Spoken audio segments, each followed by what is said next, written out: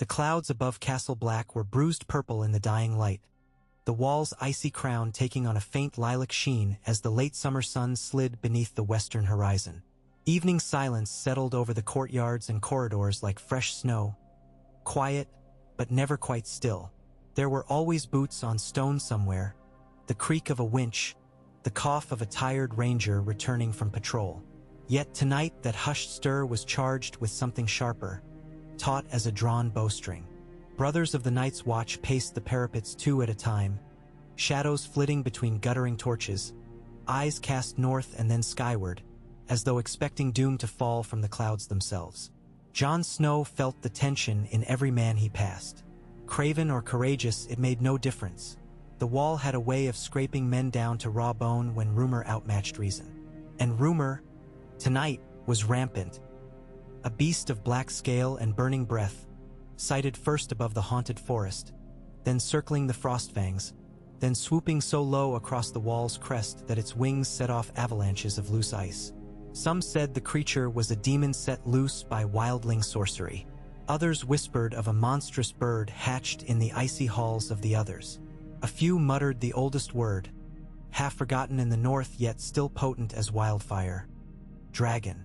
Jon stopped before the trapdoor that led to the wall's gallery, knuckles white around the carved wolf's head pommel of his sword.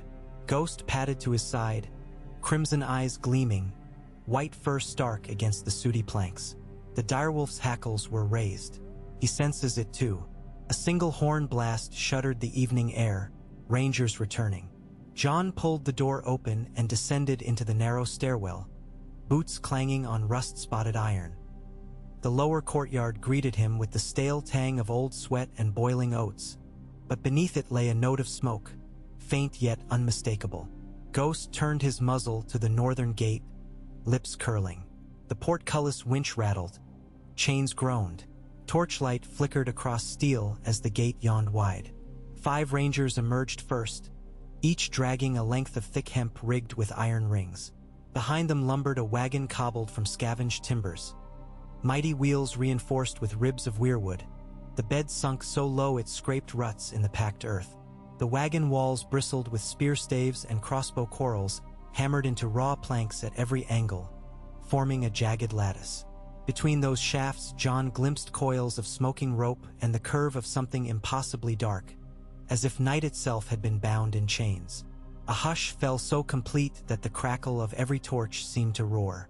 Rangers on the battlements leaned forward, faces pale in the flare of pitchpots. The wagon halted before the raised platform where Lord Commander Snow awaited. Horses stamped nervously. The one nearest reared when a gust of heat burst through the gaps in the lattice, almost invisible but hot enough to send sparks leaping from the straw beneath. "Open it," Jon commanded. Ser Alistair Thorne, gaunt and sour, unclasped a heavy bar and signaled 3 men forward. They wrenched free iron pegs one by one. With each peg removed, the load within shifted, wood groaning under ungodly weight. At last the final latch gave. The side panel fell outward in a thunder of splinters, and the courtyard gasped as one. The dragon, there could be no doubt now, lay tangled in nets of blackened chain. His scales were a deep, lustrous onyx save where char streaks marred them, as though he had flown through his own fire. One wing was folded tight, the other unfurled drunkenly, a membrane torn at its edge and clotted with half-frozen blood. His head lolled, great crescent horns gouging the wagon bed. Yet an ember still glowed in the slitted pits of his nostrils. When he exhaled, frost melted to steam across the straw. Jon's breath caught. Stories told in Winterfell's faded skins had stirred his young imagination. Aegon's 3, black and green and pale gold, shadows raising Harrenhal. Yet none of those tales prepared him for the brute majesty sprawled at his feet. This dragon was too large for the world, a thing out of time, as if a mountain had sprouted wings and fire. "How?" The word rasped dry in his throat. "How did you bring him down?" The lead ranger, Corran Smallwood's cousin Owen, bowed his head. Hooks weighted with dragonglass. "M-Lord." Maester Aemon recalled an old passage. Said Dragonscale is tough as a king's mail, but shaped obsidian might pierce the softer folds beneath the wing. We waited until he stooped on a deer carcass, then loosed together, took 4 bolts before he faltered. Pride warred with fear in the man's eyes. 7 save us. I thought he'd roast us anyway. Jon stepped nearer until the dragon's vast amber eye rolled to meet his own. The pupil contracted, a narrow slit, then widened again, slow as a dying fire breathing its last. Beneath that gaze Jon felt not terror but an ache, an echo of some ancient call he could not name. He had always felt the pull of the wild and the cold, the whisper of dire wolf blood, but this was mightier, the roar of the world's heart beating in burnt bone. Maester Aemon passed beyond the wall's shadow this past year, Jon reminded the ranger softly. How did he recall anything for you? Owen coughed, embarrassed. Samwell Tarly found the passage, M-Lord, copied it in his own hand, said the maester spoke of it before he sailed. Of course, Jon thought. Sam had always been the scholar in their ranks, his quill a spear as true as any steel blade. He would credit Aemon rather than boast. Another figure had joined the growing ring. Dolorous Ed, helm tucked beneath one arm, eyes wide beneath rain-slick hair. That's the same beast the wildling lad saw streak across the stars, he muttered. Said its belly was aflame. I told him he was drunk on crowberry wine. Beg pardon to the lad now. The dragon shifted, and every man flinched. Yet he merely drew a shuddering breath.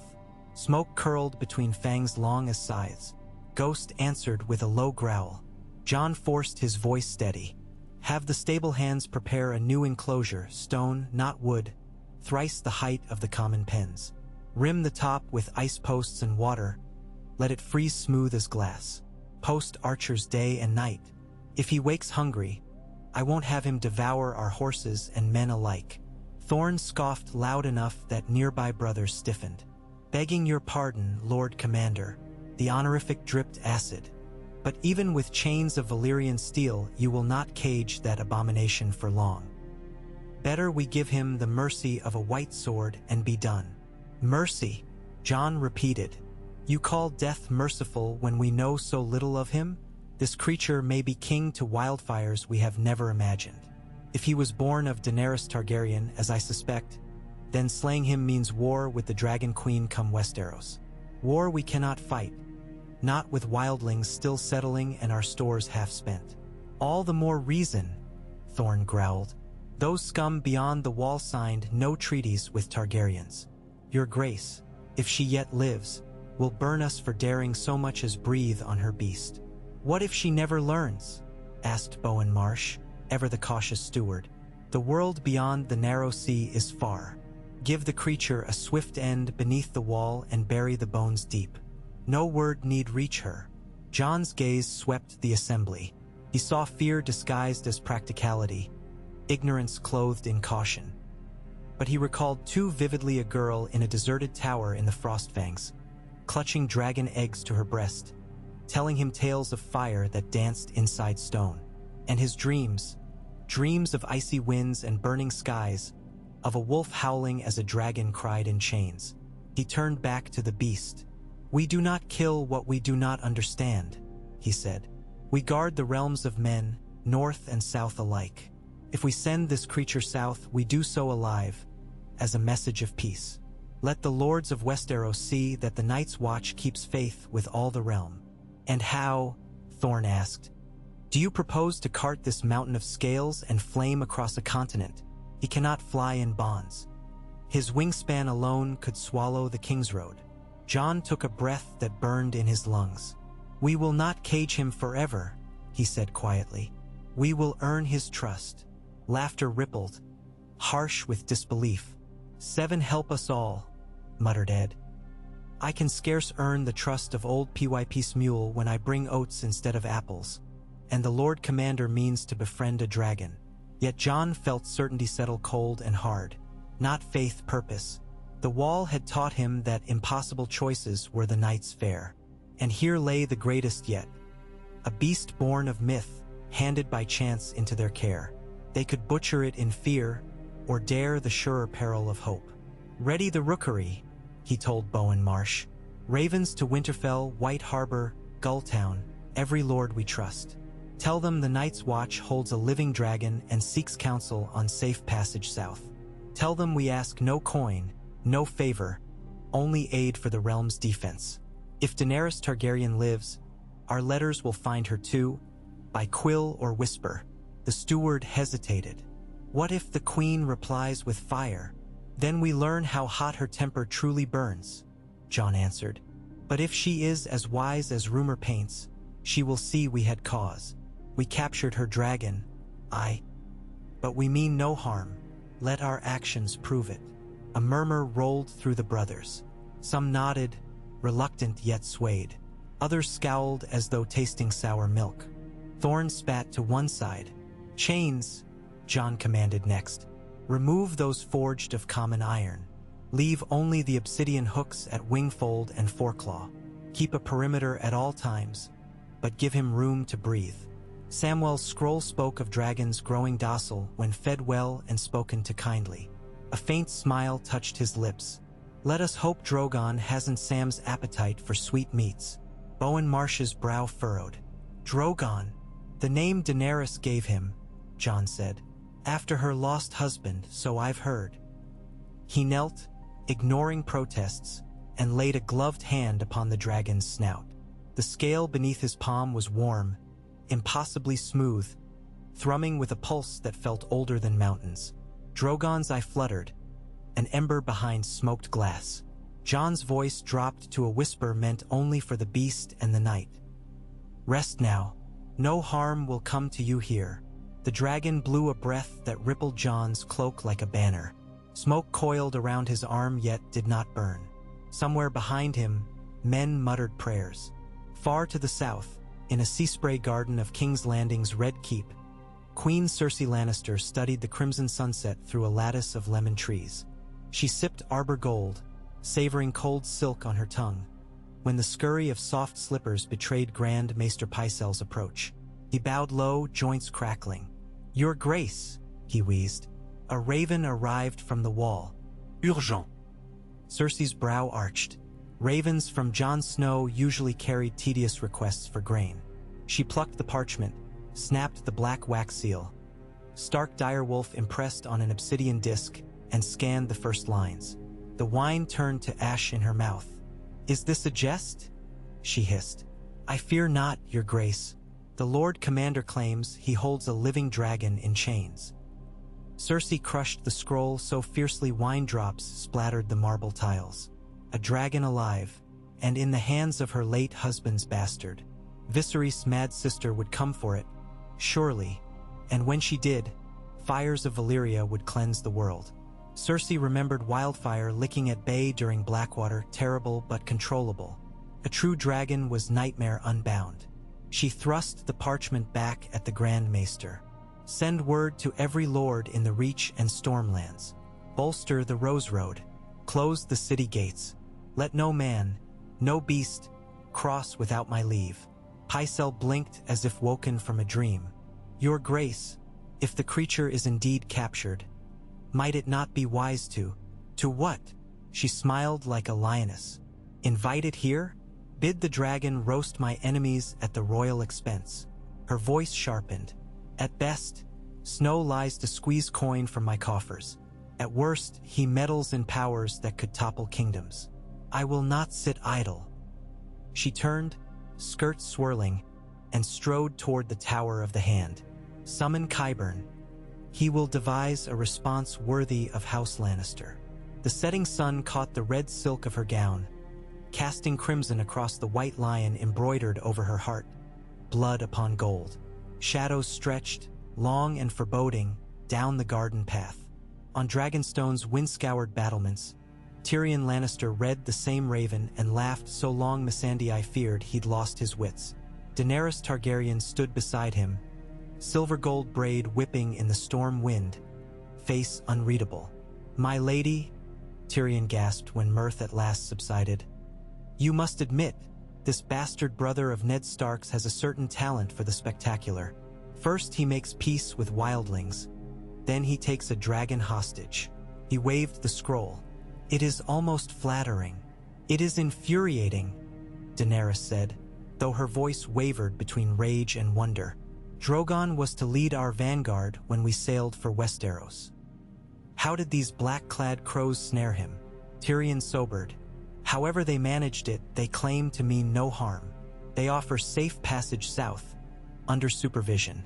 He tapped the parchment's closing plea. "The boy asks for counsel, not ransom. That smells like honesty. Or weakness. Both can be ploys," Tyrion agreed. "Yet if Jon Snow truly serves the realm, he may be an ally worth winning.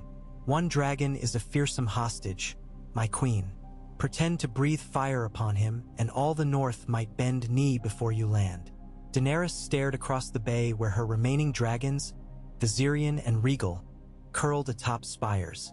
They trumpeted restless cries each night, missing their elder brother. "I will not threaten the man who saved my child," she said. "I shall meet him, hear his words. Drogon will be freed, not by bloodshed, but by promise." Tyrion's lips quirked. A finer queen there never was. But the road from Dragonstone to the Wall winds through armies sworn to Cersei. "We must tread with care. Then carve a path," she said, calm as still water. Lightning forked the sky behind her, illuminating storm clouds like torn silk. Beneath that radiant flare, Daenerys' eyes glimmered violet, brighter even than the Dragonstone fires. "I will see my son again." At Castle Black, the dragon's recovery proved trial and torment in equal measure. Brothers hauled deer carcasses daily. Half were charred black by errant flame before the beast deemed them edible. Samwell's scribbled translations of Valyrian lullabies earned wary susurrations from Drogon and open ridicule from men who thought singing to dragons folly. Yet each morning the great beast lifted his head a little higher, chains clinking as he flexed wings in testing arcs. When Jon approached, Drogon now watched in silence rather than with a hiss. Progress came in the slow blink of a fire-lit eye, but storms seldom roll slow across the north.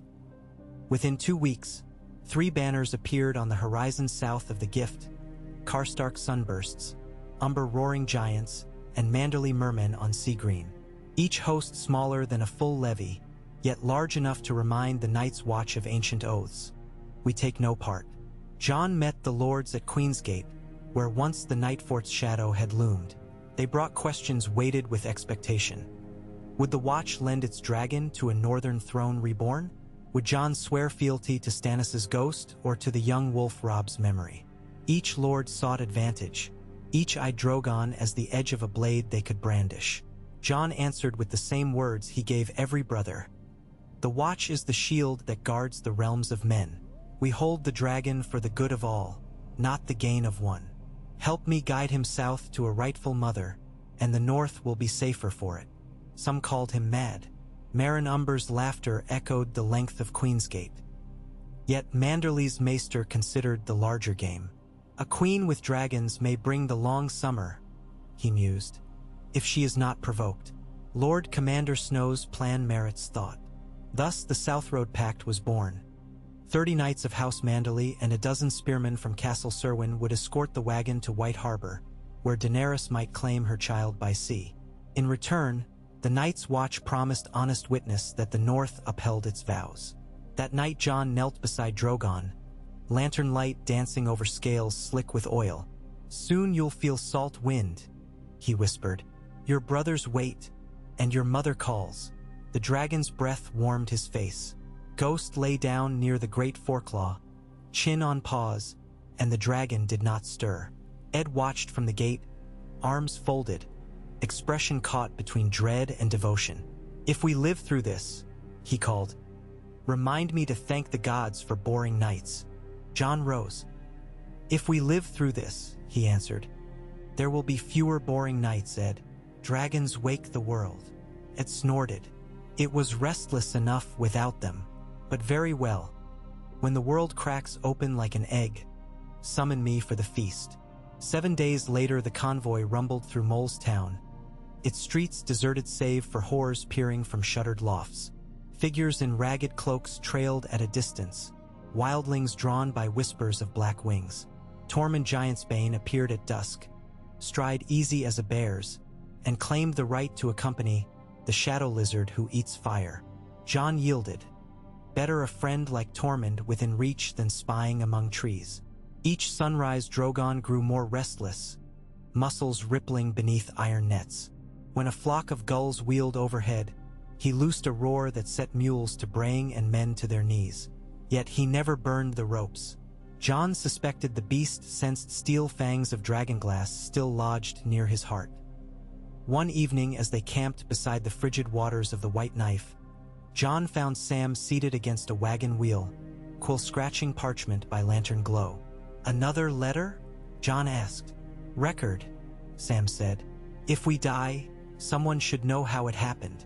He smiled sheepishly. "Gilly says it makes me brave." "You are brave," Jon replied, sinking to the grass.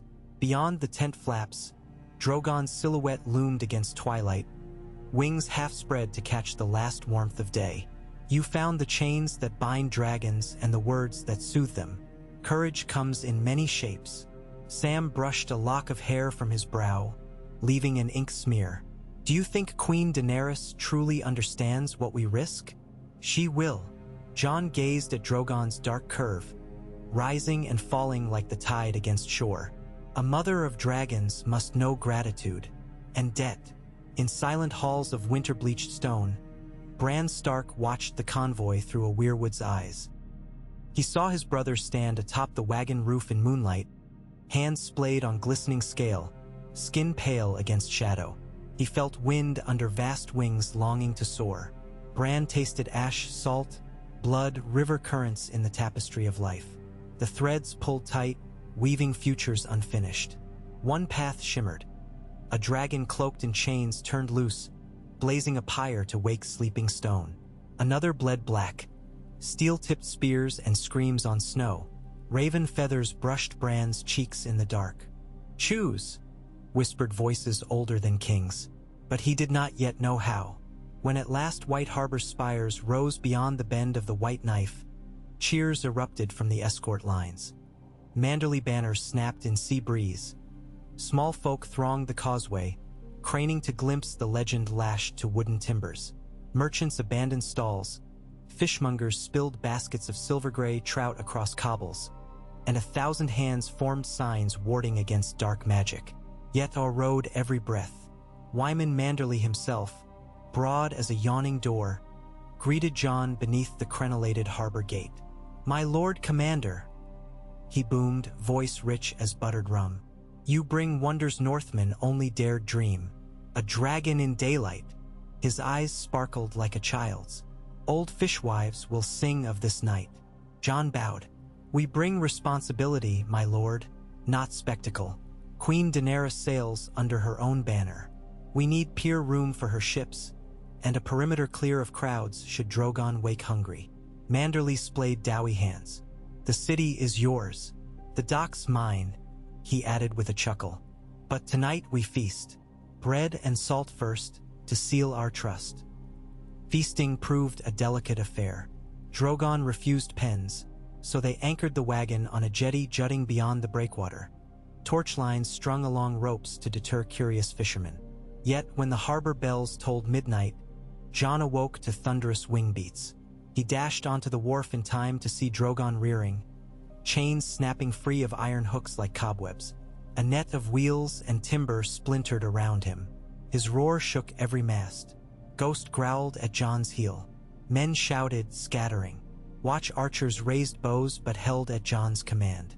Drogon swung his head toward the sea, nostrils flaring at a scent borne upon salt wind. Smoke of unfamiliar fires, the crack of sailcloth, and the call of no horns but those of a fleet grown monstrous. Silhouettes loomed at the horizon. Sleek hulls crowned by triple tiers of soldiers, prows carved as fiery serpents. Yet no Targaryen standard flew. Instead, a golden lion roared atop crimson sails. Cersei's fleet had come first. Jon felt ice settle in his gut. "Loose the chains," he told the nearest ranger. "But, Lord, if we hold him now, he'll tear the city apart."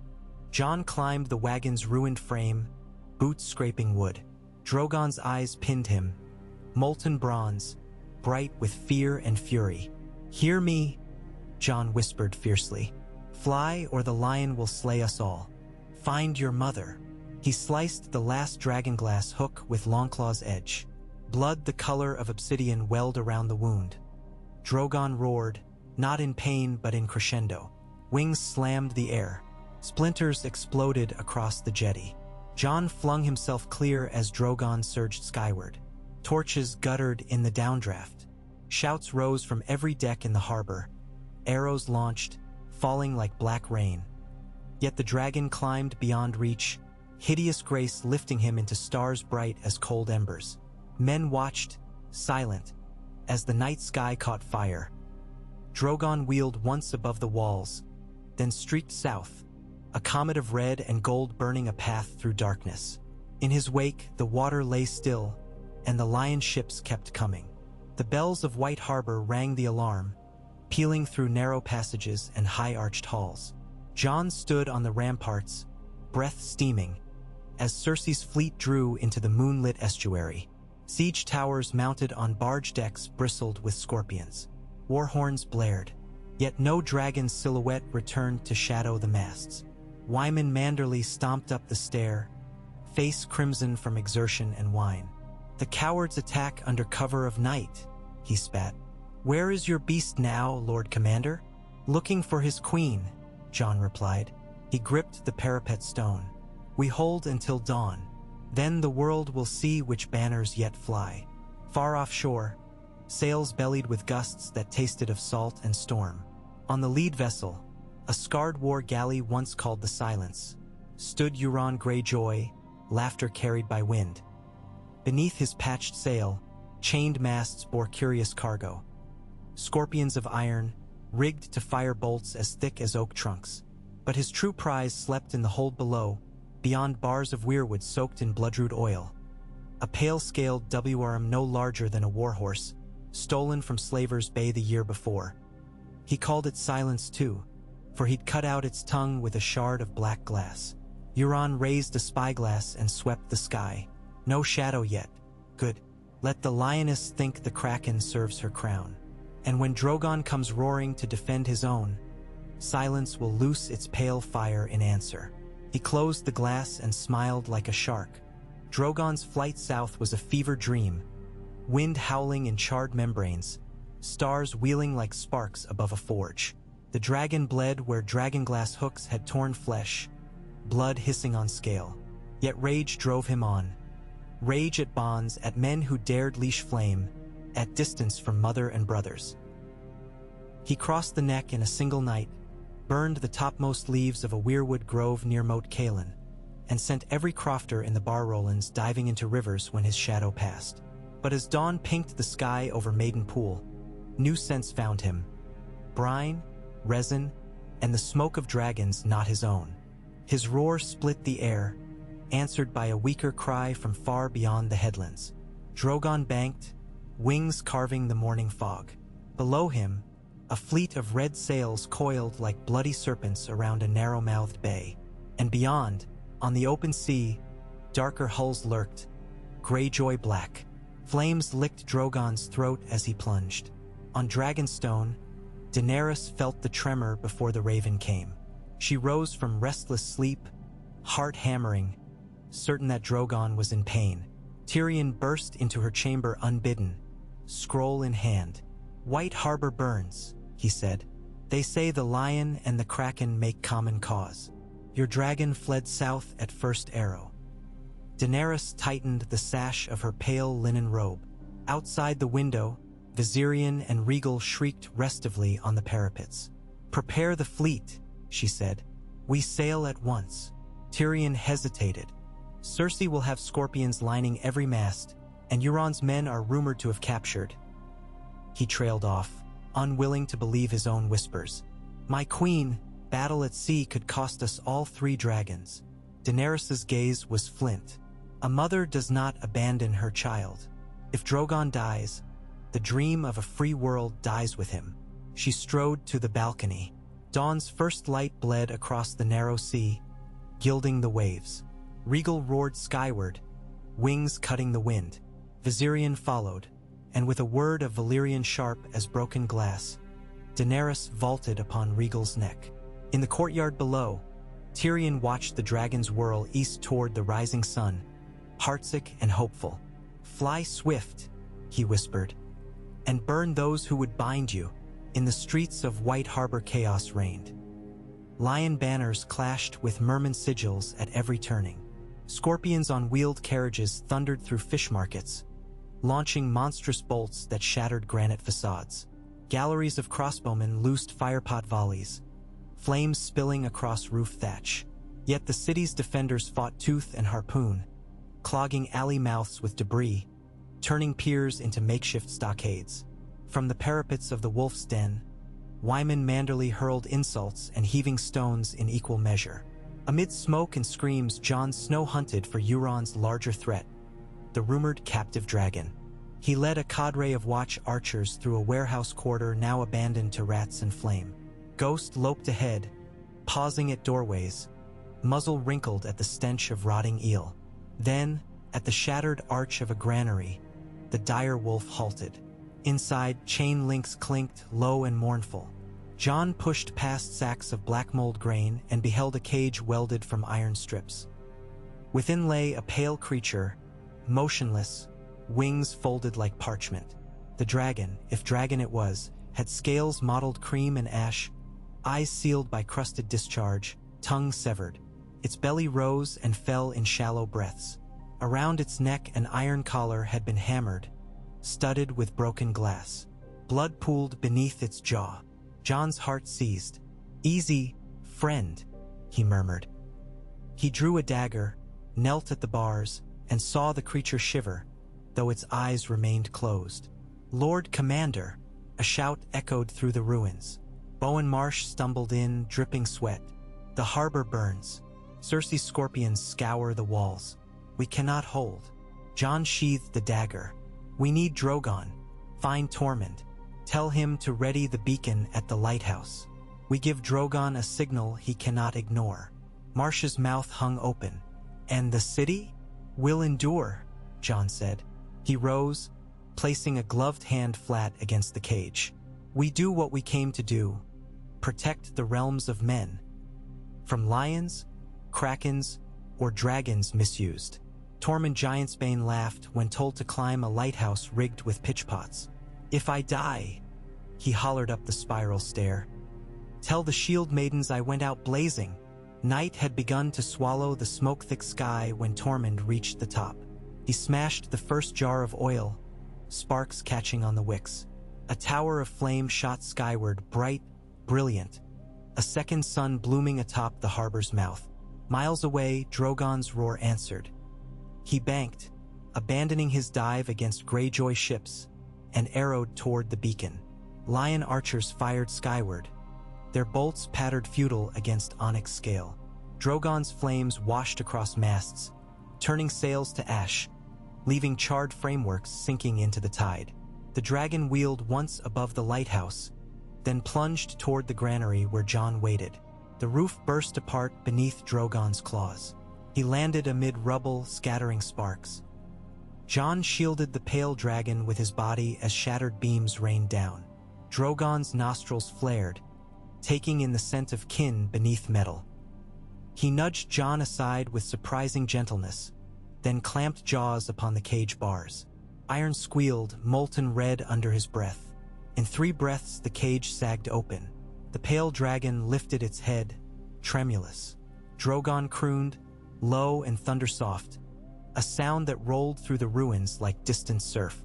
The smaller beast answered weakly. Drogon extended a wing, sheltering the creature in its shadow, and for a moment the world held its breath. But war does not pause for miracles. Outside, scorpions reformed lines, strings drawn, bolts glimmering with fresh poison. Jon scrambled onto Drogon's shoulder, pressing a hand against the great horned crest. "Fly," he urged. "Take your kin and go." Yet Drogon did not rise, his molten eyes fixed upon Jon. The dragon's chest rumbled, then a voice, no louder than a grinding glacier, echoed not in Jon's ears but behind his ribs, a feeling more than a sound. "Flamebearer, bloodbound." Jon gasped, vision swimming. Images flashed. Snowstorms lit by fire, icy rivers breaking beneath talon tips, a wall of living glass shattered by wing beats. Drogon's mind touched his like heat through steel. Bloodbound, the dragon repeated. Jon staggered back. He felt Ghost's presence at his side, the direwolf's mind a familiar blaze of loyalty. Yet Drogon's thoughts were older, bound by secret magics that wove dragon to rider across centuries. Jon felt the tether tighten. "No," he whispered. "I am no dragon lord." Bloodbound, the pale dragon shrieked, chains clanking. Drogon roared in answer. Outside, scorpions launched. A bolt punched through the granary wall, shattering sacks in a blizzard of flour. Drogon swung his head, fire erupting, incinerating the bolt's remains. Jon saw death coming on the next volley. Instinct overrode doubt. He climbed, fingers seeking purchase between scale ridges. Drogon's neck flexed beneath him, muscles rippling like stone-made flesh. The pale dragon clambered atop Drogon's back, talons digging shallow grooves. Ghost leapt, landing on Jon's lap just as Drogon beat massive wings. With a roar that shook ruined timbers loose, the dragon burst through a hole in the roof, scattering embers into the night. Bolts sliced past, whistling. Flametongue answered, sweeping decks and dock alike. The sky opened before them. Jon clung to horn and scale as Drogon climbed. Beneath, White Harbor burned gold and red, ships sinking, men fleeing. Above, stars wheeled, cold and distant. Wind tore words from his mouth, yet Jon shouted anyway, half laughter, half prayer. He felt Ghost press close, the wolf's fur buffeting in the gale. He felt the pale dragon's body tremble against his calves. They flew south, following the shoreline, wings beating a furious rhythm. Dawn glimmered on the horizon ahead. Soft pink, promise of light. Near Storm's End, Daenerys sighted a black speck rising from smoke far to the northeast. Her heart leapt. Rhaegal shrieked a greeting. Viserion spiraled in excitement. As the form neared, she saw two dragons, one vast and dark, the other pale and slight, bound in flight. And on the great beast's neck she glimpsed a rider, cloak streaming black. Her breath caught. Jon Snow. Wind whipped her hair as she urged Rhaegal forward. Drogon saw her and trumpeted, folding wings to dive. The sky above the narrow sea filled with converging dragons, cries echoing like thunder. At the center, between flame and cloud, sun met mother, and the world drew a new breath. Jon slid down Drogon's shoulder the moment claws touched Dragonstone's highest courtyard. Dust rose as wings settled. He landed, knees buckling, Ghost bounding ahead to nose Rhaegal's talons. Daenerys dismounted in a swirl of silver hair, eyes shining. "You saved him," she whispered. Jon met her gaze, charcoal-smudged and weary. "He saved us all." Daenerys stepped closer, hand lifting to cup his cheek, but her eyes drifted to the pale dragon hunched beneath Drogon's protective wing. Her lips parted in wonder. "A fourth," she breathed, tears bright. The songs spoke true. Tyrion arrived panting, small hands clasped before his doublet. "I leave you alone for a fortnight," he puffed. "And you hatch more dragons and a love story."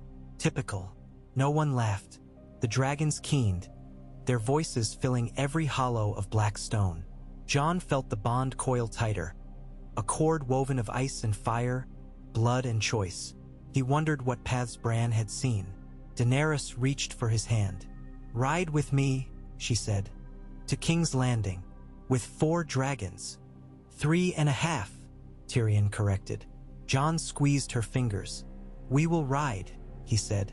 Ghost howled agreement, the sound carrying across breakers. Beneath them the world stirred, kingdoms rising, walls trembling. But for one heartbeat on a wind-lashed courtyard, a queen, a bastard, and 4 dragons simply stood in morning sun, feeling the warmth of a dawn neither ice nor fire could claim alone. Beyond the shivering sea, and in every age thereafter, poets would argue where the long peace truly began. Whether with a horn blast upon the wall, or a beacon set ablaze in White Harbor, or the turn of wings over Dragonstone's basalt heights. Yet those who were there remembered one unassailable truth. That night when Drogon was captured yet spared, when a man of the Night's Watch chose mercy over fear, and a dragon answered trust with flame withheld. It began, some would say, the moment chains fell away and the sky opened wide, when a single step onto a dragon's neck changed a boy's oath into a pledge that bound empires. And if the world held its breath after, waiting to see whether fire would cleanse or conquer, perhaps that too was fitting.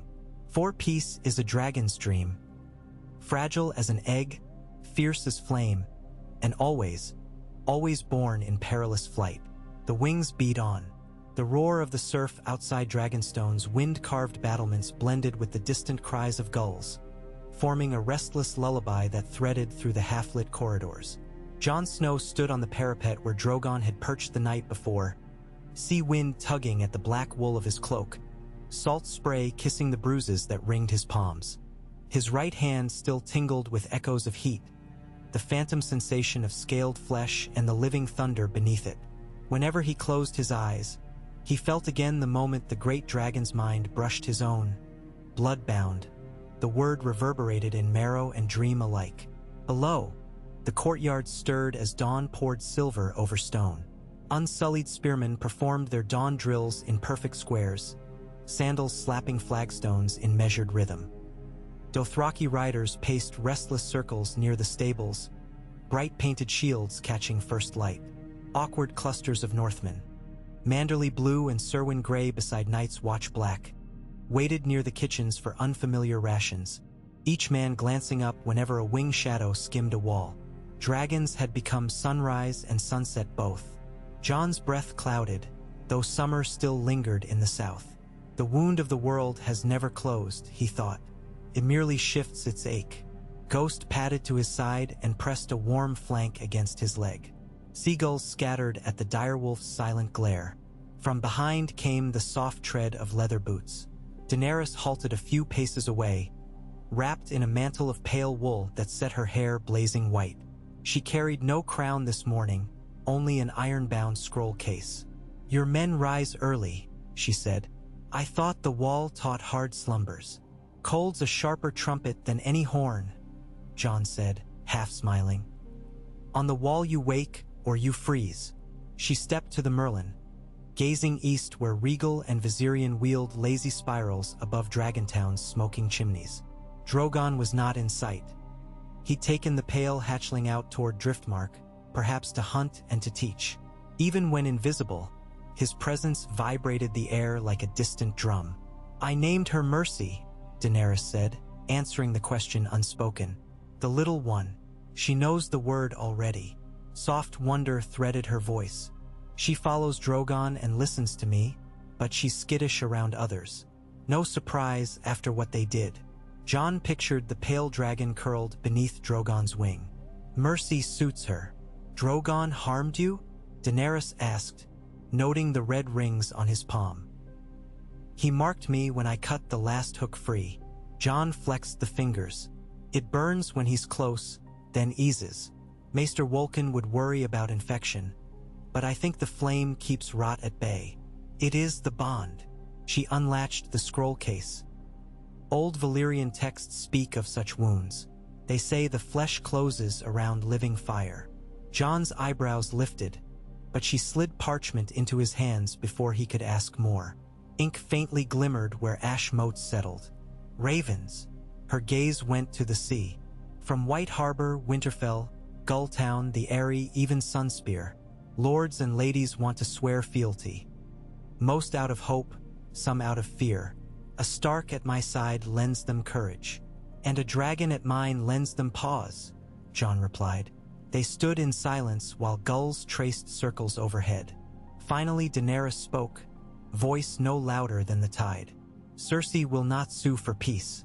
She'll fortify every road, sow wildfire along the Rose Road, conscript every boy old enough to lift a spear. We sail, she burns. We delay, she sharpens her claws." Fingers tightened on the battlement's cold stone. "What would you have me do?" Jon watched a merchant cog slip between the gullet's rocky jaws. "I would have you live to rule," he said. which means fighting smart, not first. I have waited half my life. I know. He turned to her fully. But the North remembers battles lost by rushing. My brother Rob. He caught the flicker in her eyes and amended, my half-brother. He won every field engagement, yet fell to treachery because he took rulers at their word. Cersei will give none. Daenerys lifted her chin. Then we break her walls. With 4D. Dragons you could break them, he agreed. But the city is full of small folk. Her eyes snapped with heat. Do not preach mercy to me, Jon Snow. I walked fire to hatch these children and lost 2 in Meereen defending innocence. I seek not sack but liberation. A gull shrieked above. Ghost growled until it wheeled away. Between them the air seemed to tremble, charged by more than sea wind. At length Daenerys exhaled, shoulders easing. Tyrion has a plan, she said. He wishes to divide Cersei from her bannermen. March northward along the King's Road with Unsullied and Northmen under Allied standards, while the dragons harry supply lines but never storm the city. Starve her of steel, water, grain. A wry tilt of her lips. It sounds like siege laid slow. Jon considered. Slow rots morale, hers and ours. But with winter clouds gathering, a siege favors the side with better stores. Dragonstone is volcanic. Its fields yield little, which is why Tyrion suggests Milano. Jon frowned. Where? A Lyseni banker's folly. Between Sharp Point and Massey's Hook lies a flooded quarry, stones that glow red at dusk. Milano owns it. The land is worthless until you fill the quarry with ships and grain. He owes the Iron Bank. We purchase the debt, seize the estate. Her tone cooled. A dragon queen learns the tongues of coin. And Cersei will learn hunger, Jon murmured, then nodded. But we need alliances to guard our rear while we tighten hers. He tapped the scrolls. The Lords Declarant of the Vale hold fresh armies. The Tullus command river crossings. Dorne hates Lannister gold enough to bleed. A small smile curved Daenerys's mouth. Then we sail across Blackwater Bay not as conquerors but as restoration. He returned the smile, feeling the rising sun warm scarred stone beneath his palms. For that moment dawn tasted of hope, sharp as salt. Footsteps echoed on the stair behind. Tyrion Lannister emerged, cloak flapping above his short haste. He bore a goblet already half empty. Forgive the intrusion, he said, wiping sea spray from his brow. But I thought it wise to warn you before rumors breed bastards of their own. He offered the goblet to Daenerys, who declined with a glance. Jon accepted, savoring the burn of wine. Euron Greyjoy limps south, Tyrion continued. Spies in the Stepstones saw 3 black sails nursing wounded masts. Yet he left a gift at White Harbor. Plague barrels cracked in the rubble. Men and women coughed black blood. Daenerys's jaw tightened. We send healers. With what? Bandages? Tyrion shook his head. I fear Qyburn's arts. If the plague spreads down the King's Road, it chews at our own flanks first. Jon handed back the goblet. Sam may know herbs to slow it. He studied at the Citadel before the Maesters cast him out. I'll have him ride north tomorrow. Tyrion bowed. My thanks, Lord Commander. He started to leave, then paused. And about Drogon's bond. The men call you Dragon Brother now. Some wonder if a Targaryen spark burns in stark snow. Jon stared. Ghost is proof enough of old bloodlines. I claim no dragon seed. Tyrion's eyebrows rose. I've never met a direwolf who hatched on Dragonstone, but very well. Blood is less reliable than rumor.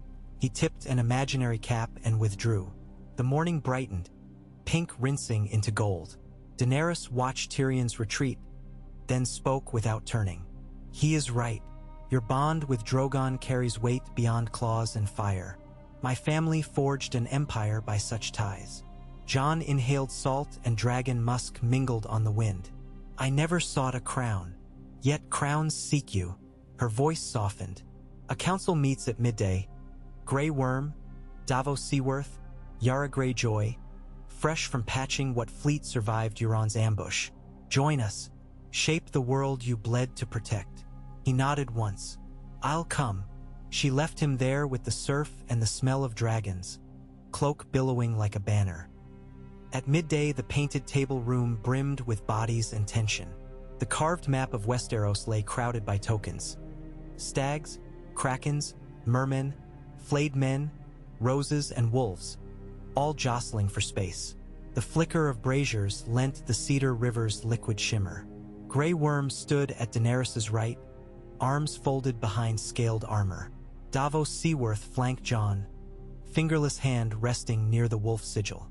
Yara Greyjoy lounged on a stool, leather jerkin still smelling of tar. Missandei recorded words with a quill as graceful as her posture. Varys, newly arrived by secret galley, hovered like a pale moth at the edge of shadow. Tyrion cleared his throat. Our strategy, he began, tapping a carved kraken poised off the neck, hinges on choking Cersei's supply lines while spurring vassals to desert. The Reach remains fertile but restless. Highgarden's larders feed King's Landing, yet Tarly's swords march for the lion. Offer a better oath. They may feed us instead. Davos eyed the tokens. Randall Tarly's honor won't bend, but his men's bellies might. Harvest wagons caught by dragons make poor supper. Tyrion slid a tiny obsidian dragon along the Rose Road. Exactly so. Drogon and regal raid granaries at night burn no village, merely spoil stores.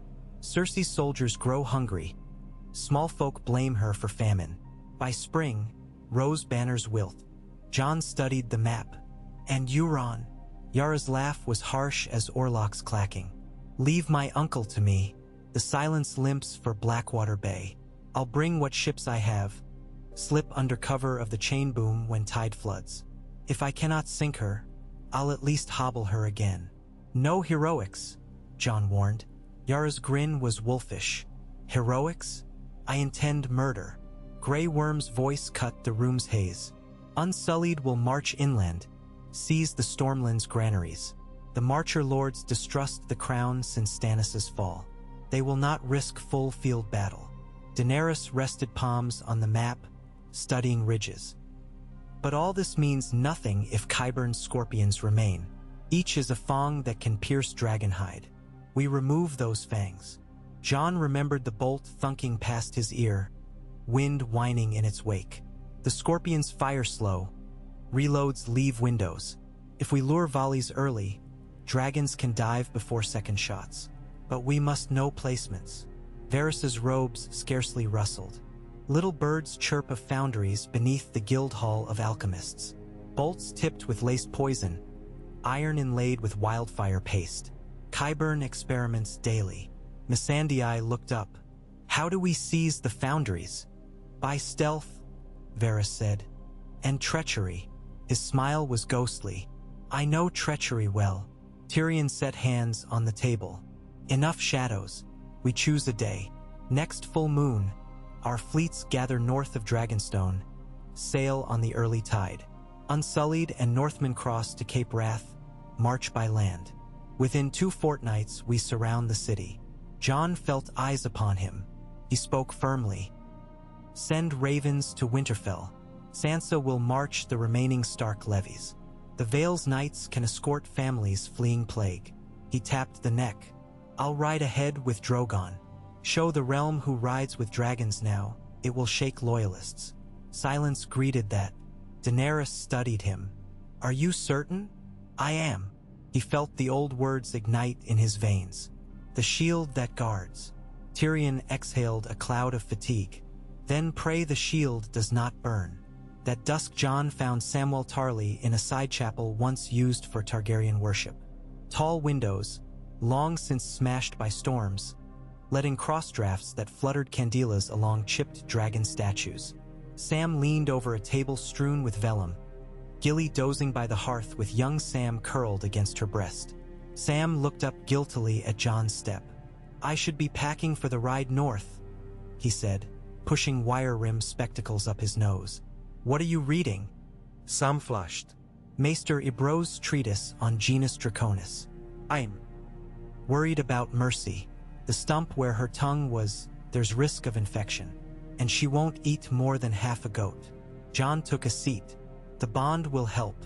Drogon shares hunts. She'll follow. Yes, but growth demands more. Sam fingered a brittle page. Ibroz writes that dragons deprived young often remain stunted, prone to illness. His eyes, owlish, met Jon's. She might die, Jon. He felt dread coil. Tell me what she needs.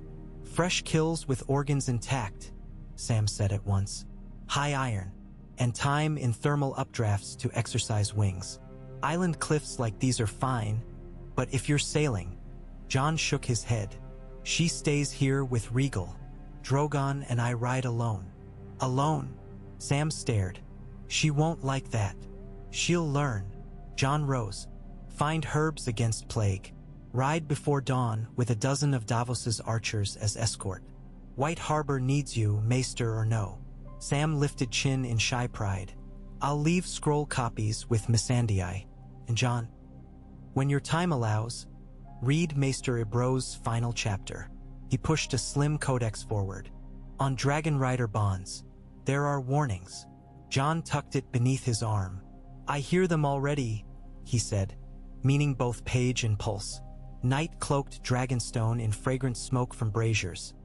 Summer insects chirred in cracks of old stone. Jon found sleep elusive. He paced a balcony overlooking the sea, rereading the codex by lamplight. Ibroz claimed that riders who forged bonds often suffered mirrored wounds. Dragon pain became rider pain, dragon rage, rider rage. Strong hearts flourished. Weak hearts burned out like cheap candles. No cures, only caution. He closed the book as a shadow crossed the moon. Wings blacked the stars. Drogon swept low above the keep, mercy tucked between talons. They landed on the beach below, where volcanic sand swallowed their weight. Jon felt heat ripple through his palm. He descended carved steps to meet them. Drogon lowered his head. Molten eyes reflected starlight and lamp glow. Jon touched the horn ridge, murmured thanks. Mercy scuttled behind Drogon's foreleg, pale hide ghostly against obsidian sand. The caution in her eyes reminded him of himself, a boy at Winterfell's edges. He crouched. I won't hurt you, she sniffed, forked tongue stub flicking harmlessly. Tentatively, she edged forward. Jon extended his hand palm up. Mercy bumped it with her nose, cartilage soft as suede. A puff of warm breath ruffled his sleeve. Drogon watched, a silent sentinel. Jon rose to regard him. Tomorrow, he said, though words meant nothing to dragons, or perhaps they did.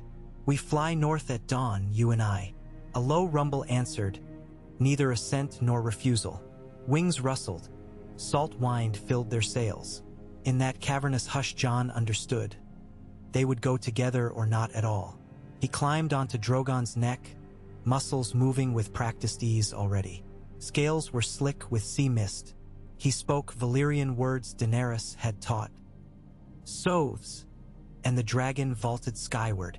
Air slammed into Jon's face, tearing lamplight away, replacing it with cold stars. Below, Mercy gave a plaintive cry, but Drogon circled back and roared a note of comfort. She settled among dune shadows to wait.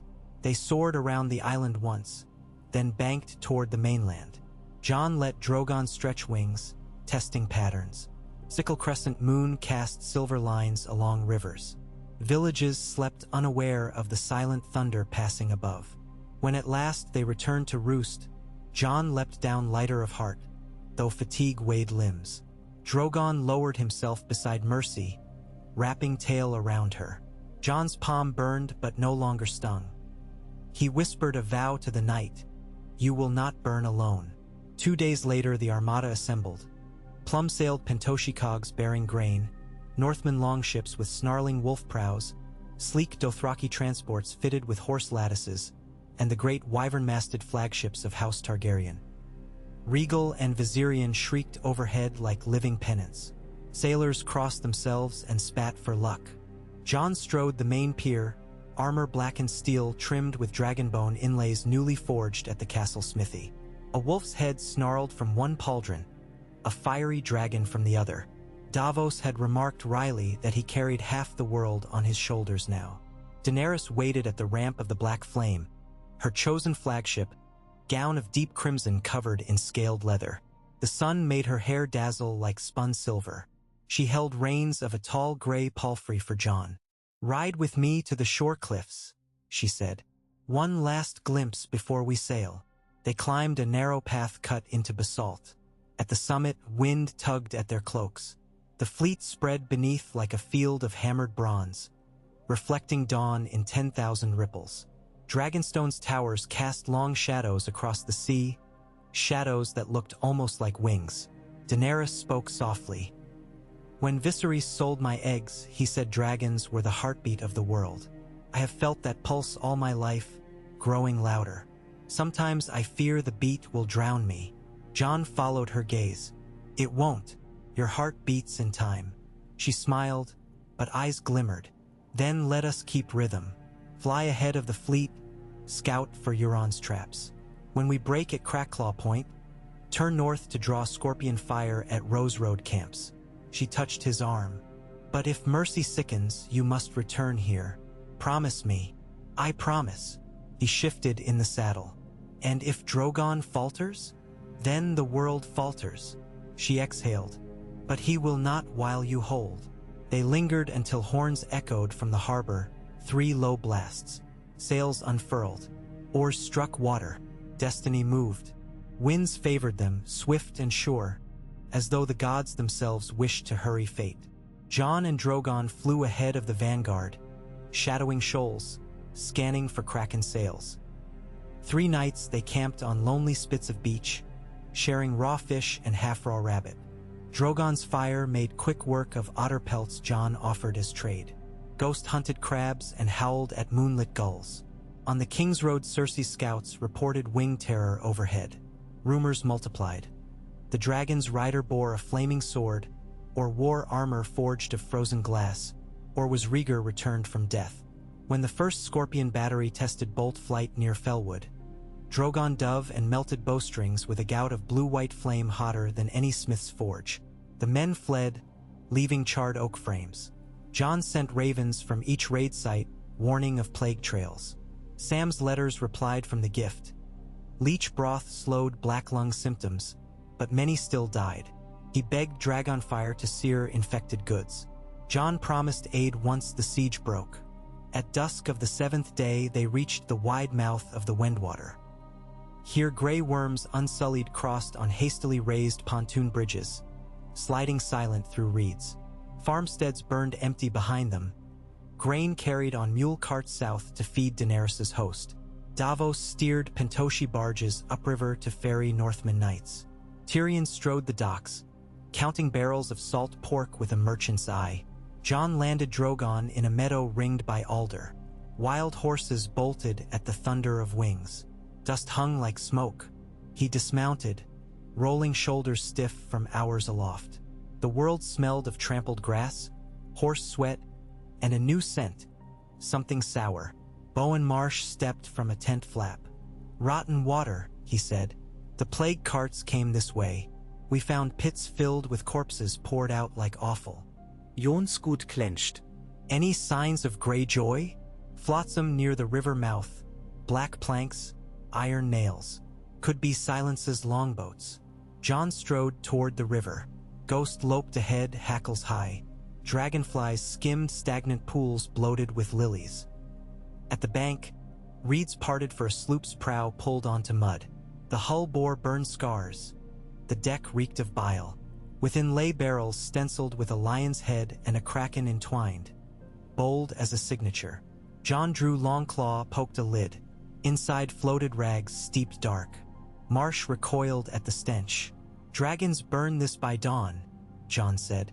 Drogon obliged, breathing a line of fire that ran barrel to barrel until the sloop flared like a funeral pyre. Smoke towered purple into fading light. Behind them horns sounded deep, brazen, rolling across water. Jon turned to see sails on the horizon. Not black this time, but crimson and gold shot through with silver stars of Pentos. Daenerys' armada arriving. He mounted Drogon, heart pounding. The chess pieces had reached the board's heart. Tomorrow the siege would begin, slow and lethal as frost creeping over a pond. Yet somewhere Euron plotted, Qyburn fashioned monsters, Cersei sharpened her lies. And Bran's ravens wheeled over Winterfell's godswood, their thoughts feeding the roots of old trees.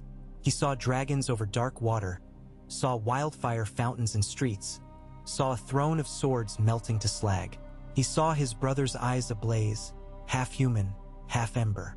Choose, the ravens whispered, but still Bran did not know how. Within the Red Keep, torches crackled in the gloom of the hand solar. Cersei Lannister traced a fingernail along the grain of a dark map table inlaid with rubies. Euron lounged on a divan, boots on brocade, nursing wine like blood. Qyburn stood beside a covered cage, fingertips steepled. Cersei spoke, each word clipped. The plague barrels slowed them? A few villages choke, your grace, Qyburn murmured. But the dragon's fire purges contagion faster than rats breed. Your foes learn caution. She glared at Euron. You promised me silence's roar would shake the world. It did, lovely lioness. Euron's grin flashed. But your bastard wolves and unsullied hordes still come. Good. Let them gather at our gate.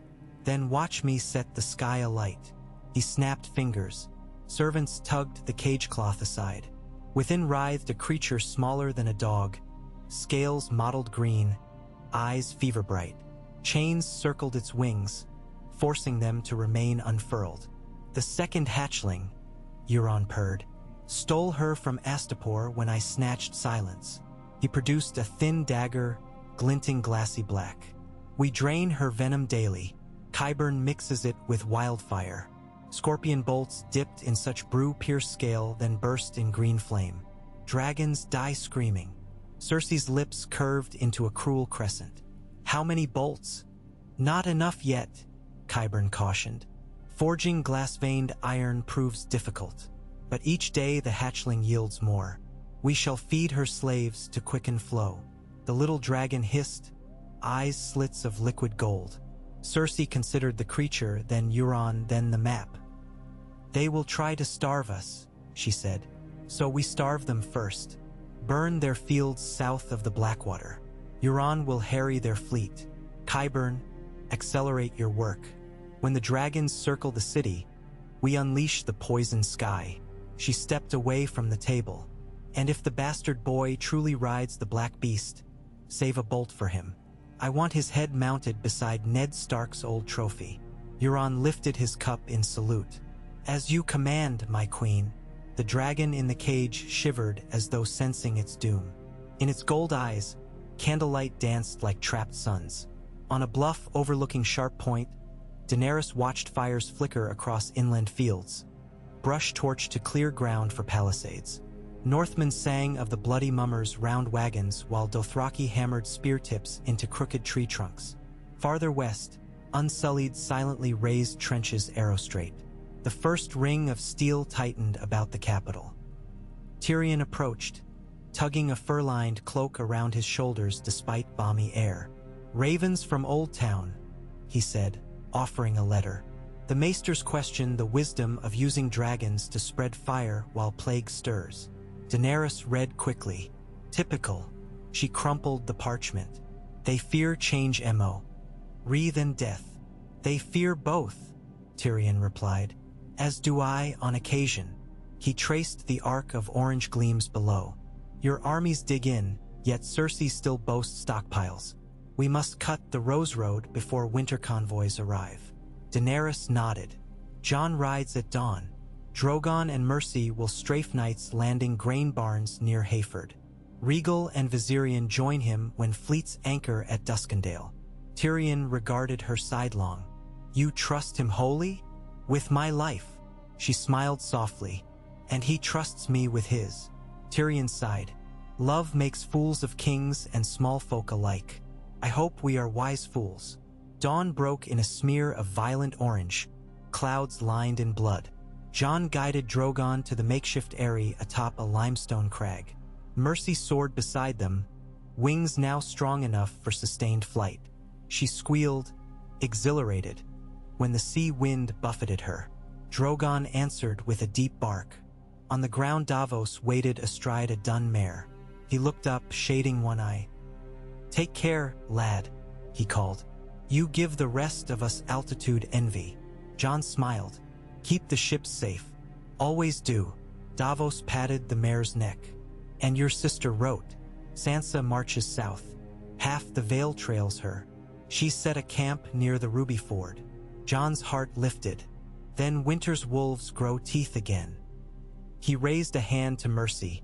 She swooped, nearly colliding in eagerness. Drogon snorted impatience. Jon bent low, whispered a guttural Valyrian chain of sounds Daenerys had taught. A command to follow but keep distance. Mercy peeled left, circling. Jon clung to Drogon as the dragon surged skyward, wings straining the dawn. Clouds tore around them. Below, armies dwindled to ant shapes, rivers to silver threads. They angled west, hugging the forest canopy to avoid scorpion scouts. Crows scattered. Boars fled crashing branches. When they reached Hayford's outskirts, granaries rose like fat wooden toads squatting by the road. Lannister colors flapped from makeshift watchtowers. Drogon banked. Jon could feel the dragon's desire to sear the buildings instantly but forced himself to think of small folk. He clucked his tongue. Drogon exhaled. A low, controlled torrent that blanketed one roof in scorching heat but did not explode barrels. Flames crawled timbers slowly instead of blasting. Grain would spoil, not combust violently. Arrows hissed upward pointlessly. Mercy swept past, shrieking, splintering a watchtower with wing buffets alone.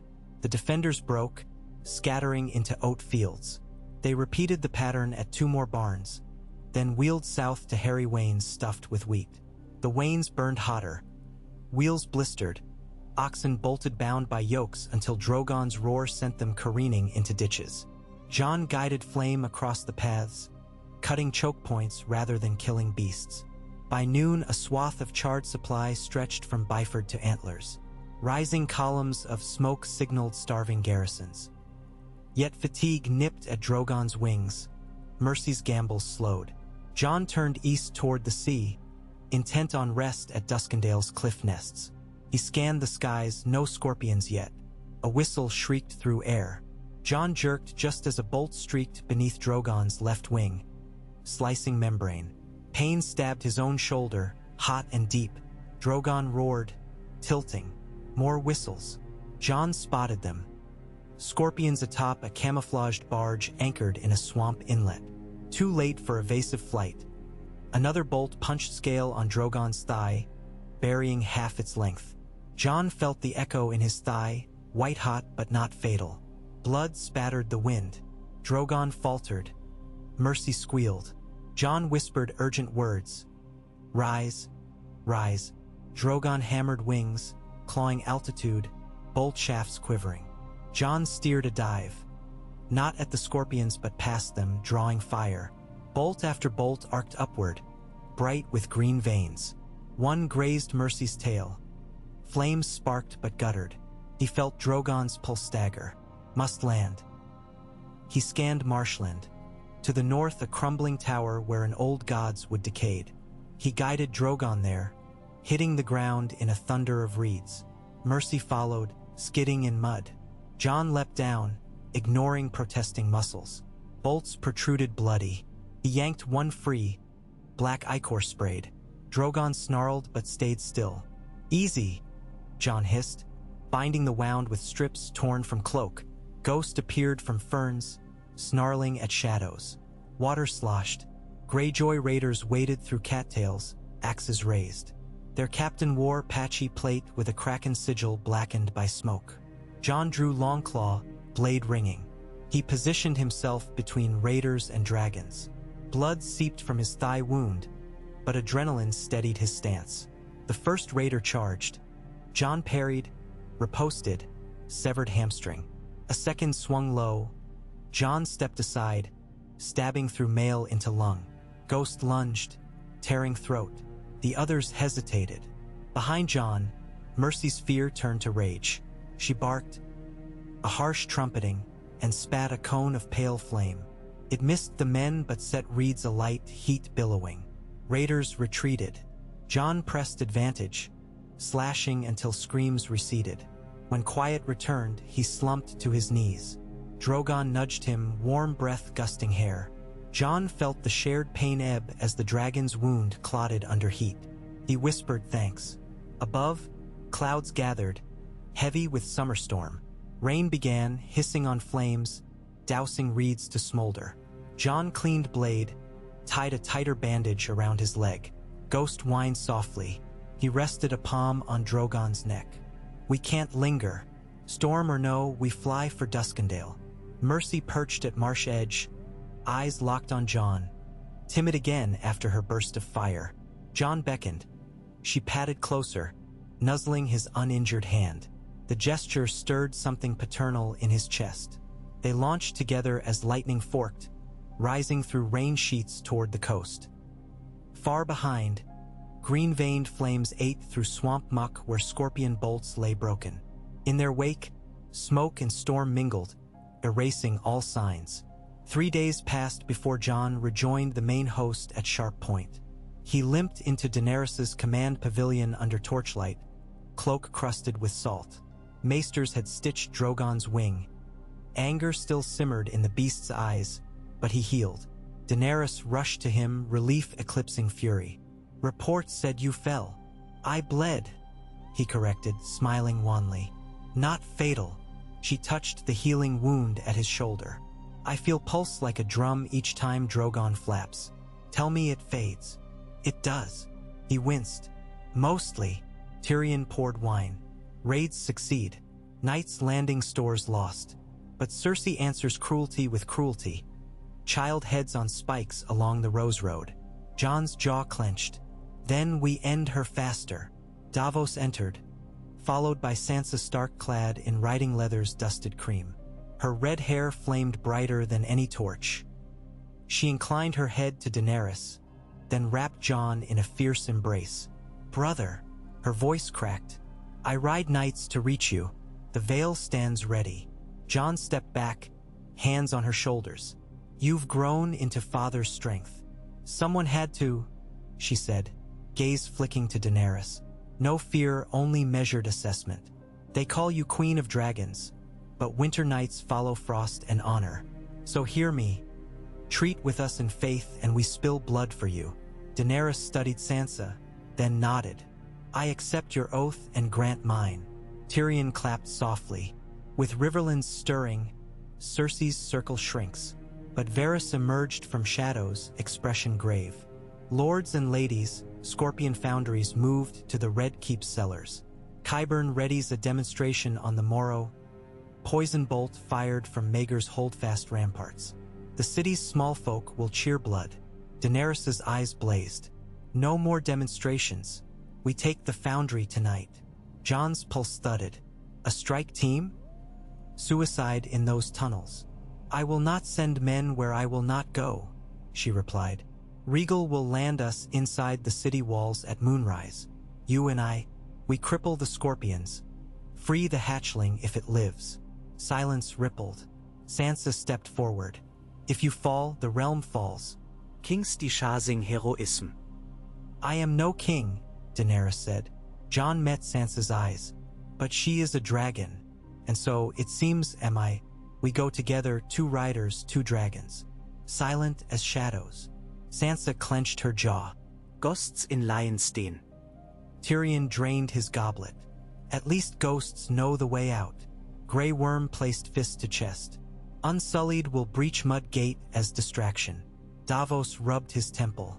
7 help us all. Outside the pavilion, thunder rolled, bold as approaching drums. Jon felt the heat begin low in his chest, the stir of Drogon waking beneath starlight. He knew Daenerys felt Regal's answering call by the quicksilver gleam in her gaze. He offered his hand. She took it, fingers interlaced like joinings of sword and scabbard.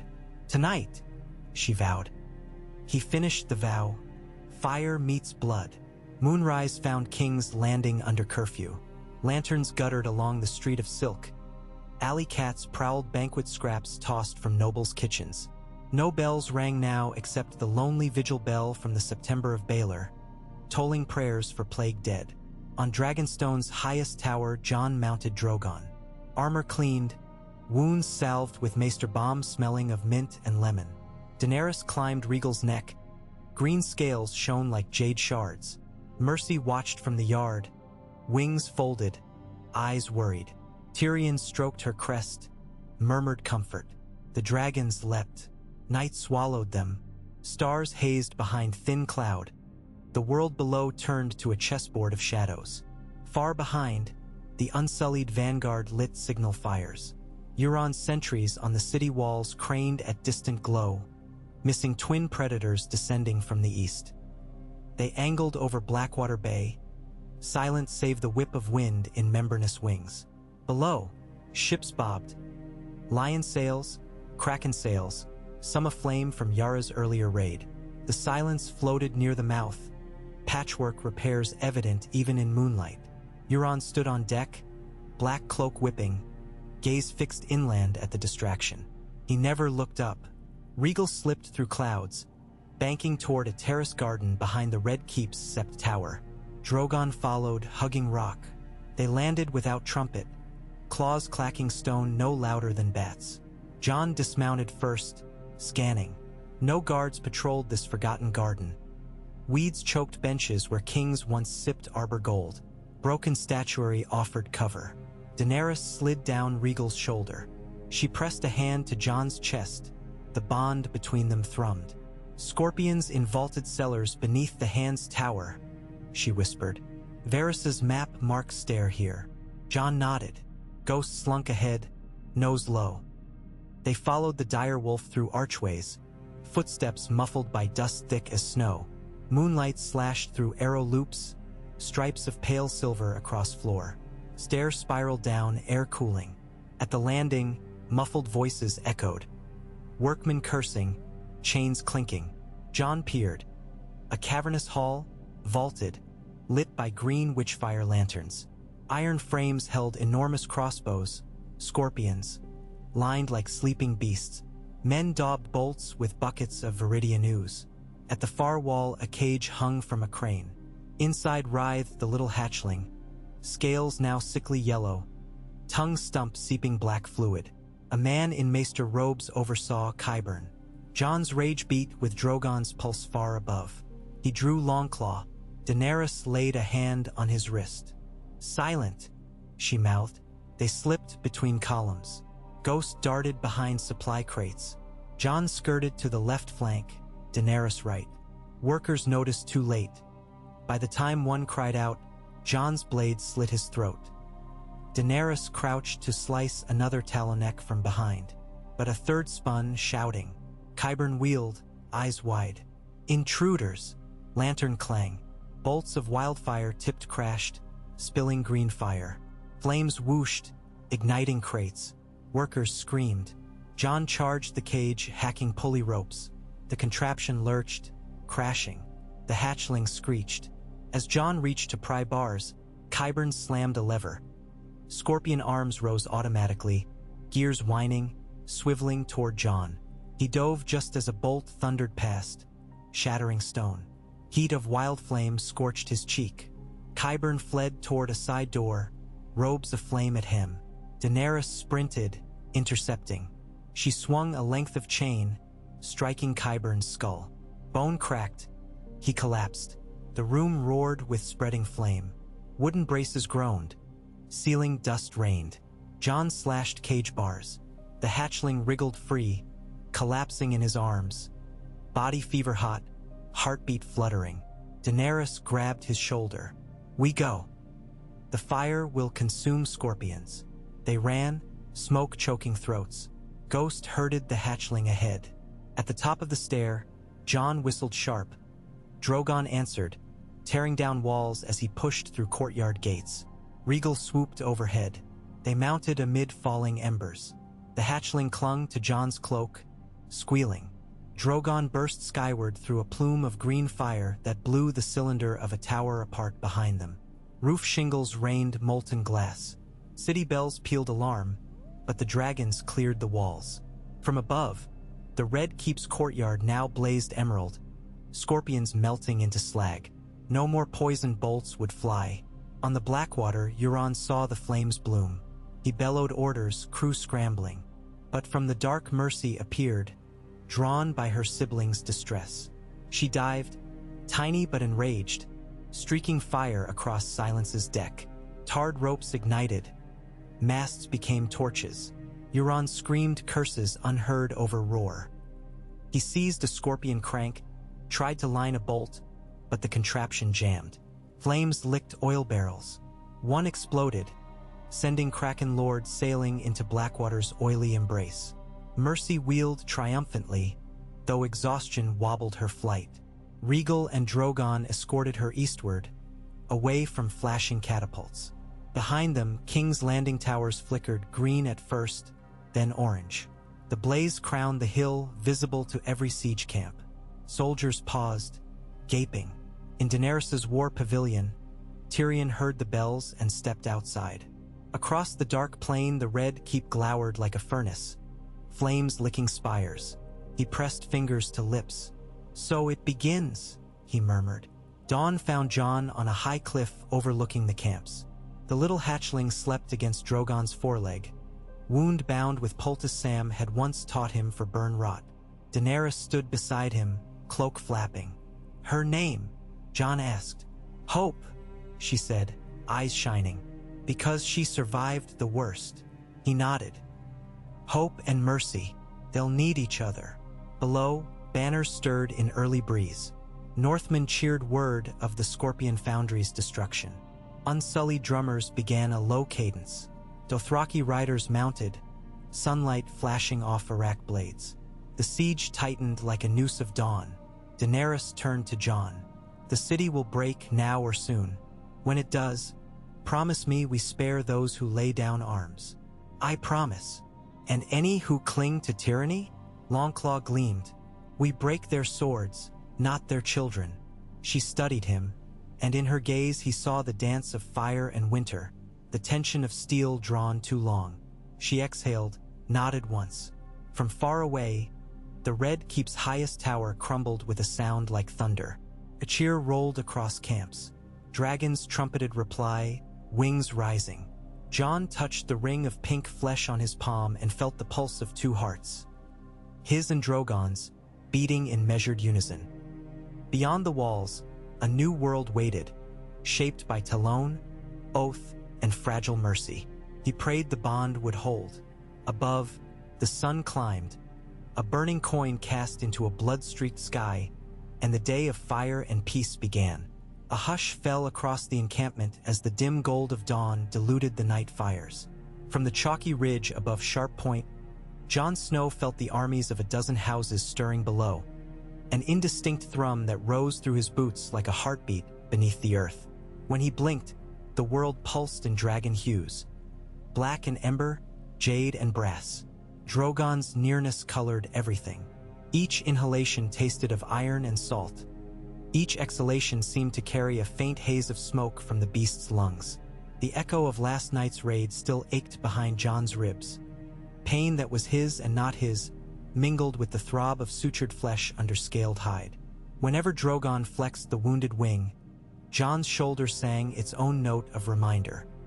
Below, engineers hammered stakes for siege mantlets while Dothraki piked the heads of fresh-killed oxen to mark a makeshift perimeter. Grisly posts intended more for morale than for defense.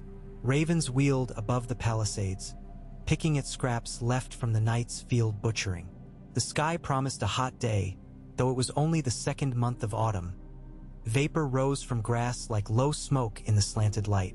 On the distant horizon, the charred bones of Hayford's granaries still exhaled their final plumes, dull gray rising toward a pale blue vault. Jon's fingers brushed the coarse fur between Ghost's ears. The dire wolf watched the camps too, ears twitching at the grind of iron-bound wheels, nose lifting whenever a cooking fire coughed fresh grease into the breeze. He had always been sentinel and shadow both, but after last night's flight through flame, Ghost had become something else as well, kin to winged peril, attuned to it. When the dragons had lifted off the tower roof with the hatchling, Jon had felt Ghost's pulse change, as though the wolf understood the precarious stake of the city's fate. Now even his steady gait seemed to hold coiled readiness. Jon turned toward Mercy's silhouette against the sky. The little dragon circled high above the ridge, hardly more than a speck of green-white flickering around the ascending thermals. Only a week earlier she could scarcely lift herself across the courtyard. Hope, the wounded hatchling they had rescued, lay asleep on a cushion of sand nearer the beach. Mercy's watchful orbit never drifted far from her sibling. Jessie Quill, a healer from the Unsullied camp who once mended cataphract horses in the Giscari Wars, had bound Hope's ribs with cooled beeswax salve and willow ash. She had survived the night, barely, but the maester predicted the next 2 days would decide everything. Her labored breaths drifted upward in thin strands of steam. Every few minutes, sun-warmed gusts carried her faint peeping cries across the tide pools. Whenever Hope called, Mercy's flight pattern changed, tightening to a smaller spiral, angling one eye downward in fretful arcs. Daenerys approached with regal gliding overhead, silent as a leaf on the wind. She wore boiled leather riding depths layered beneath a light mail coat, its links burnished an iridescent green that matched regal scales. A greave still bore spatters of wildfire turned hard and black, residue of the Foundry raid. She had kept it as a reminder. Her silver-gold braid had come loose. Strands escaped to whip across her cheekbones. She smelled faintly of ash and horse sweat and the tangerine oil the Dothraki used to shine their blades. Jon inclined his head. "The scouts! Back before sunup," she said. A tremor rode the edge of her words. Not fear, but keenness. Grey Worm holds the first 2 ramparts north of the Rose Road. Unsullied casualties minimal. Manderly men reinforced by noon. She pointed to the hazy crenellations far beyond the camps. The walls of King's Landing, still intact but now bruised by smoke at their eastern flank. The Lioness has withdrawn every company behind the city wall. No more sorties. Whatever bolts remain, he saves for dragons. Jon drew a slow breath. Any sign of Euron? His flagship drifted half-burnt onto the North Breakwater sometime before dawn. Yara's corsairs found no bodies, only blood and cut rigging.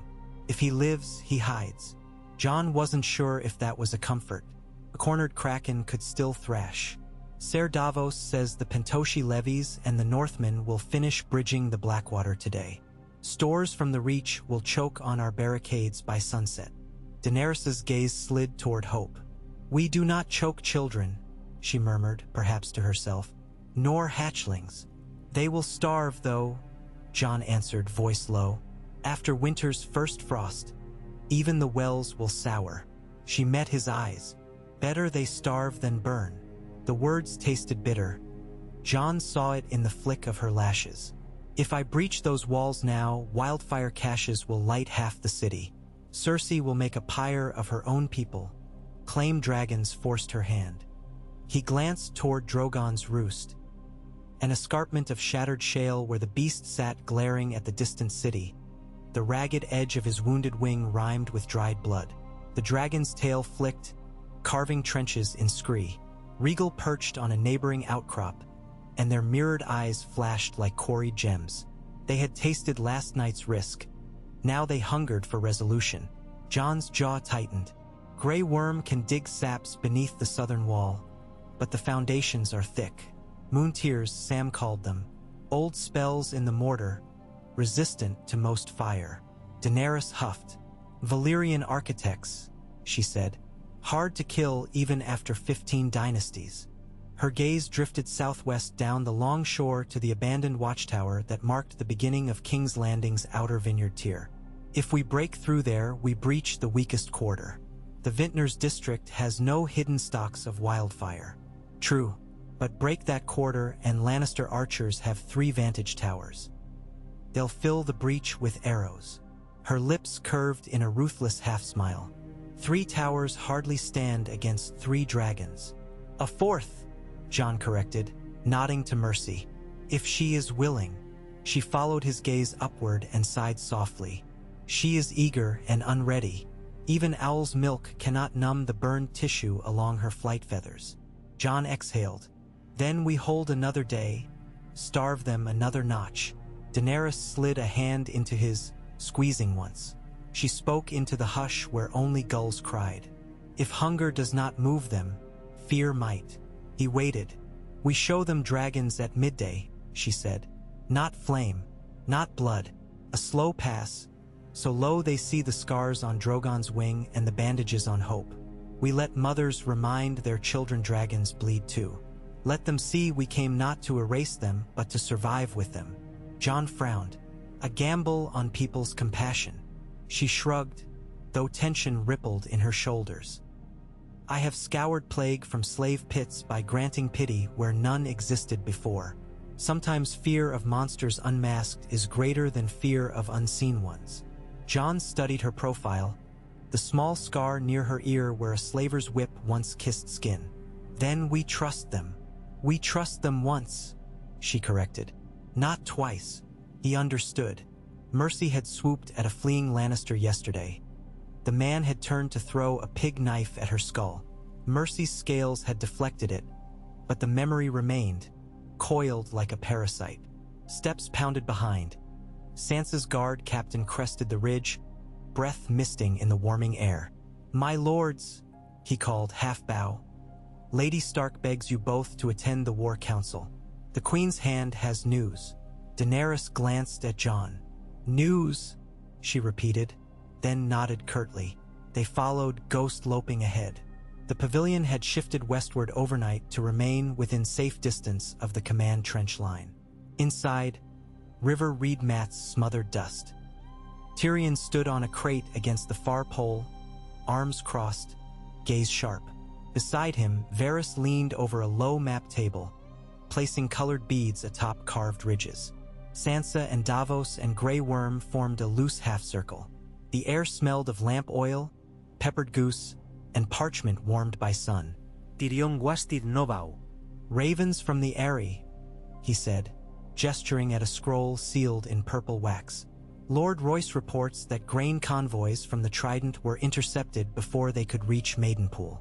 Half of them burn, half surrendered at the mention of dragons. A victory, Davos said cautiously, rubbing a knuckle across his beard. And the other news? Tyrion pointed to a slate bead balanced on the riverlands. Lord Bracken has defected. He rides south with 2,000 horse to join Cersei. He claims dragons slaughtered his cousin's hunting party. Daenerys gave a single shake of her head. Drogon and Rhaegal never flew near Stonehenge. Lies. They do not know that, Tyrion countered. Worse, our own men believe slander travels faster than ravens. 2 Northmen deserters were caught mumbling of dragonfire on friendly villages. Sansa's outriders pursue 5 more. Sansa's expression hardened. I will make examples. Jon interjected, calm. Rumor outpaces punishment. We need truth to chase it. Varys murmured.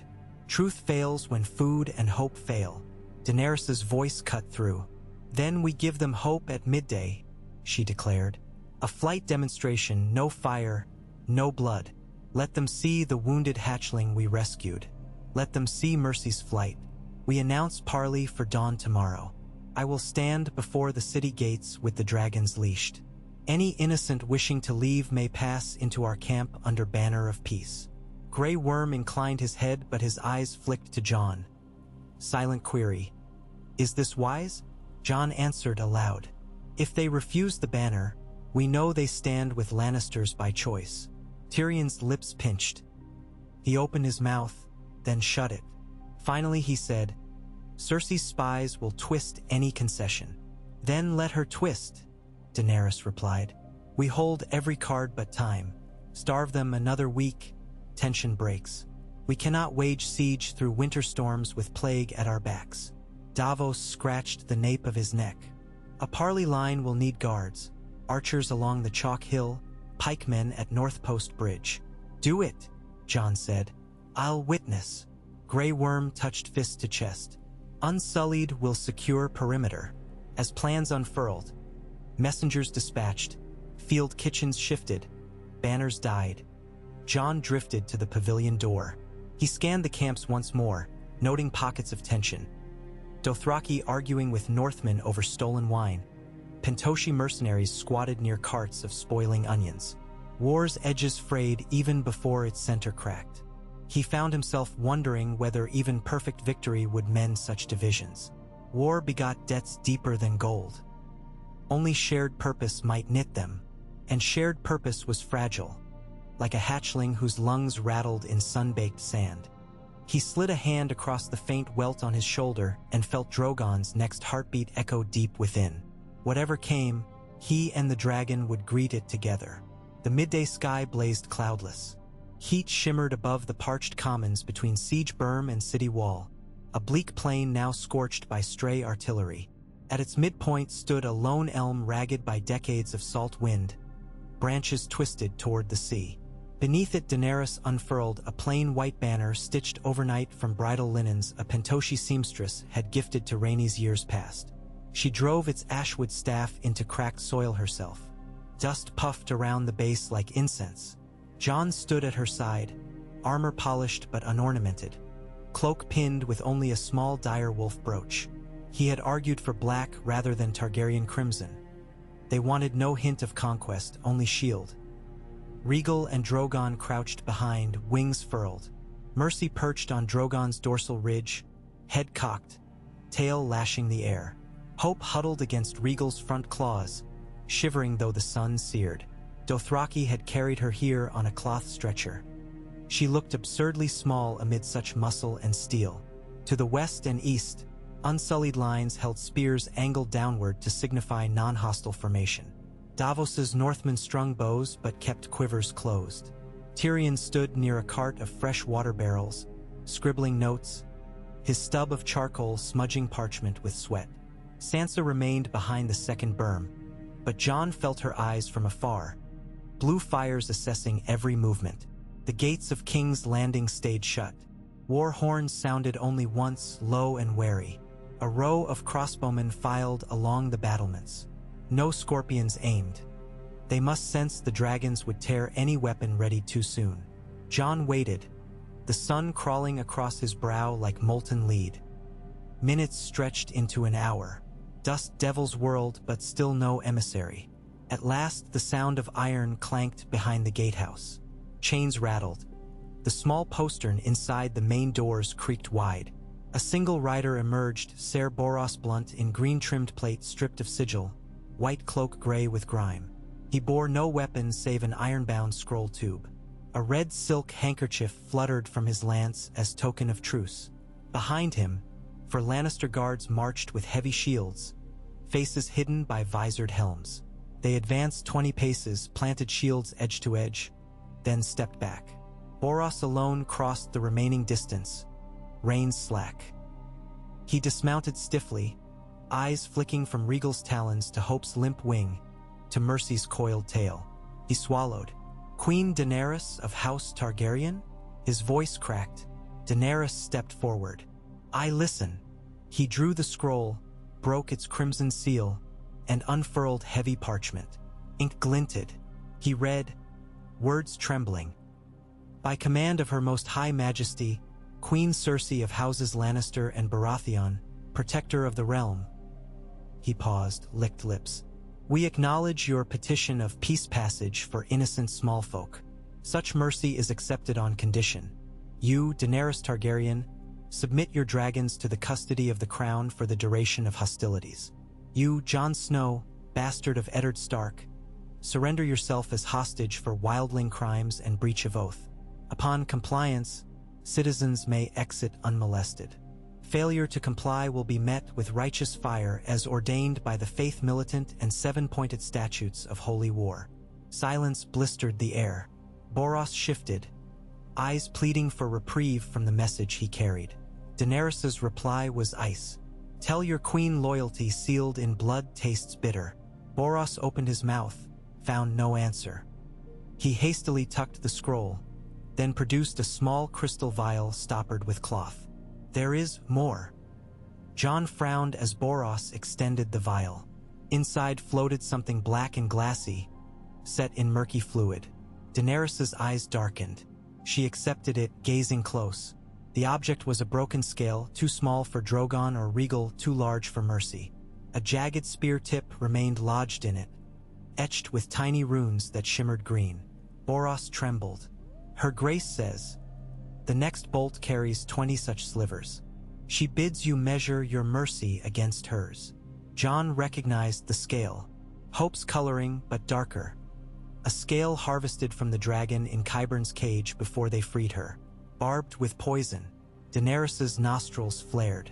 You have delivered your threat, she said, voice even. Now hear mine. At dawn tomorrow, we open these gates together and free the innocent. If your queen fires even one poison bolt, we answer in flame. But if she stands aside, no flame will touch her. The choice is hers. Boros nodded too rapidly. I will tell her. He turned, almost stumbled catching reins, mounted clumsily, spurred back. His cloak snapped like dirty laundry behind. Jon watched doors swallow him. Then, with deliberate care, Daenerys uncorked the vial and tipped its contents into the dust. The poison fizzed faintly, soaking earth around the scale. She ground heel into it until shard and soil became one smear. Bury her threats, she murmured. Jon squeezed her hand. They remained among the still heat until Hope bleated weakly. Only then did they turn away. The evening council convened in a low earthen shelter reinforced with pine logs. No torches burned, only shuttered lamps guttering low, so plans might not be seen by spyglass from the walls. Outside, cicadas droned. Inside, anxiety held its own pitch. Tyrion paced in tight circles. Cersei's demand is a ruse, he said for the third time. She knows you will never surrender dragons. She positions herself as saintly martyr safeguarding the city. Sansa folded arms. Saintly? She will murder thousands to hold one throne. Grey Worm added, if dawn passes without citizen crossing, unsullied ready storm ladders. Jon leaned on the map table, arms heavy. We promised restraint, but if she denies safe passage, we cannot hold siege forever. Davos drew a slow breath. Give them another day. Many inside still fear dragons more than hunger. Tomorrow's dawn parley may sway hearts. Varys's whisper emerged from a corner. They will need roofs once wildfire begins to lick old cellars. Those roofs will collapse. Expect an exodus after the first spark, not before. Tyrion halted. Unless we extinguish wildfire before it ignites. He turned, eyes alight. We still hold 2 barrels of wildfire seized at the foundry. We detonate them inside the undersewer near the Dragon Pit Vault. The blast will flood tunnels with river water, drowning Qyburn's caches. Jon frowned. And if we misjudge the alchemical pressure? Tyrion shrugged. Then we strengthen Qyburn's demonstration. Daenerys shook her head. No. I will not gamble on that while the city sleeps above. Silence. Sansa finally spoke. There is another way. All eyes fell to her. She met Daenerys's gaze evenly. We open the Rose Road gate ourselves, tonight. With steel, not fire. A short breach, a single assault. My Vale Knights will hold a corridor while Northmen escort small folk out. We do not sack. We extract. Tyrion tapped a finger on beard. A night assault through the Vineyard Quarter could bypass scorpions. Grey Worm considered. Unsullied can scale quietly. Ladders padded with straw. Daenerys studied the map, lips pressed. The risk. Sansa's voice was steady, heavy, but fewer dead than wildfire. She met Jon's eyes, and the realm sees stark steel stand beside dragon wings for ordinary men. Jon felt the quake of possibilities. Lead the vanguard? Rillin Corbray commands the first wave, Sansa said. I will ride second rank, standard in hand. Daenerys's eyes narrowed. You risk Stark's line. Sansa lifted her chin. We all risk lines. Jon's heart hammered. He looked to Daenerys, saw her wrestle between caution and respect. Finally, she nodded once. Do it. Tyrion exhaled. I shall prepare the signal flares. 1 red for breach succeeded, 2 red if you fail. Grey Worm tapped chest. Unsullied follow third wave. No torches. Davos stared at the table. I'll ready the ferries. If wildfire burns, we may need river escape. Jon straightened. I fly above the breach. No flame unless scorpions line. Daenerys laid a hand on his arm. Regal and I cover the eastern parapets. Drogon may be wounded. Jon shook head. He will fly. Her breath trembled. Then fly together. They adjourned quickly. Outside, the sky glowed purple, last light bleeding beyond black silhouettes of ramparts. A wind from the north carried a note of winter, cold, faint, unseasonable. Jon felt hair rise on his forearms. Hours before midnight, Vale Knights gathered below the chalk cliff. Their conical helms bore riveted wings. Moonlight traced silver across unforged steel edges.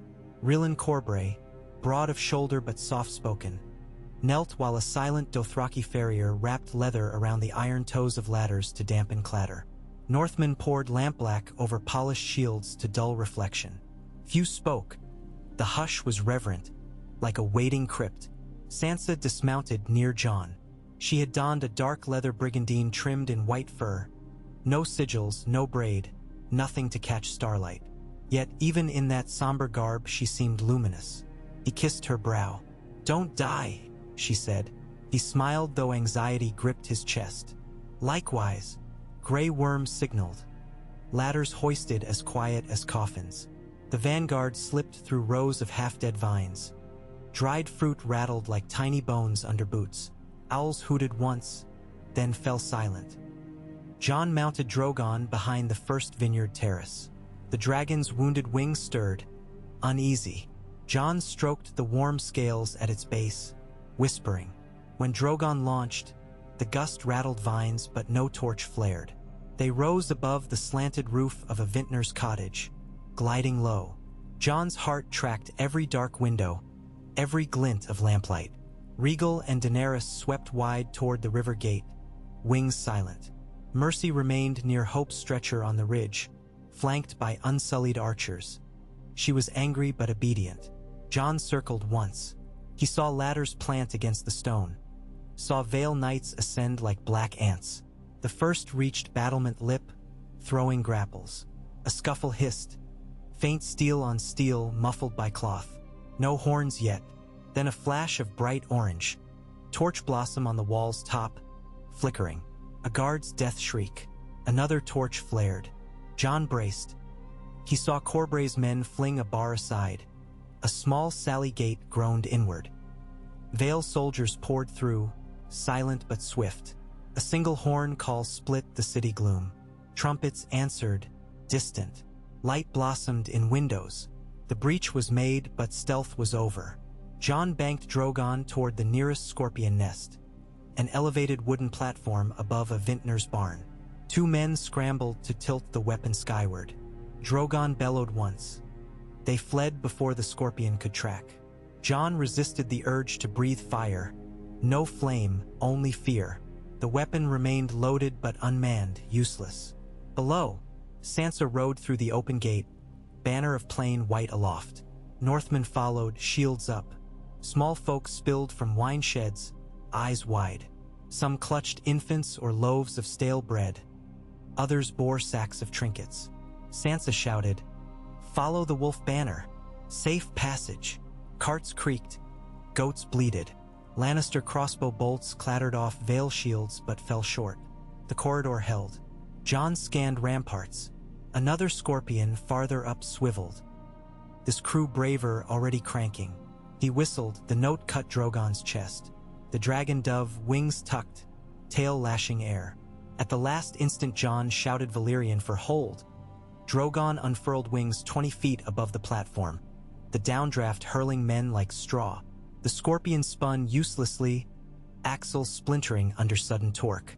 Somewhere near the Grand September, a tower bell began to toll low, relentless. The city awoke. Fire erupted farther inland, wildfire, bright emerald surging as a storage hut ignited. Green tongues licked a tannery roof, spiraling skyward in shrieking banshee wails. Jon's gut twisted. The blast was smaller than Qyburn's promised demonstration, but still lethal. Screams rose, distinct from battle cries. Small folk dashed out of alleys into Sansa's corridor. Bolts still fell from unseen archers. John saw Regal above the old Guildhall, wings beating a warning rhythm. Down the corridor, a Lannister phalanx attempted to split the Exodus Pike's level. Vale Knight Slovid. John urged Drogon lower, intending a roar to scatter them. But sudden agony lanced his thigh, echo of Drogon's wound burning anew. The dragon faltered. A scorpion bolt screamed past, grazing the underside of his jaw. Pain echoed in John's ch.